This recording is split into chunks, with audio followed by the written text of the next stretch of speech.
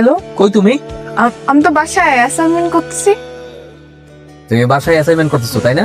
Dhaka metro খ 36, 22, 34। তোমার টিচারও দেখলাম মাত্র ক্লাসে এন্ট্রি নিল।